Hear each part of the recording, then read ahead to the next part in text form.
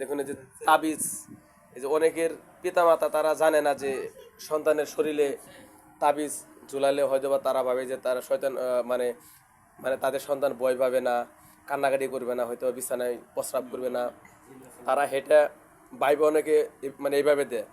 কিছু কিছু হুজুর আছে তাদের কাছে গেলে ব্যবসা রমরমা ব্যবসা চলে আর কি।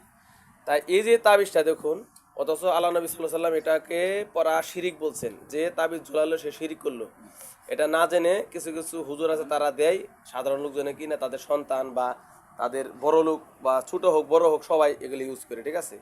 তাই ইনশাল্লাহ আজকে তাবিজটা আমরা কেটে ফেলবে জায়গা থেকে। তুমি ধরো আচ্ছা কেটে ফেলাম এটাকে ইনশাল্লাহ। এই যে এখানে কর্তন করলাম, এই যে তাবিজটা, এই যে তাবিজটা, এই যে আমরা এটাকে ইনশাল্লাহ তারা বুঝছে তাবিজটা আমরা কর্তন করেছি, ঠিক আছে। মানে এটা বাদ, এটা আমি এখন নিয়ে চলে যাবো, এটা পরে ফালাই দিব নিয়ে। এখানে কোরআনে আয়াত হোক কিংবা গাছের মুতা হোক শিবা হোক যে কোনো হোক না কেন, সকল কিছু শরীরে ঝোলানোই শিরিক, ঠিক আছে। তাই আজ থেকে আমরা এসব শিরিক থেকে মুক্ত থাকবো।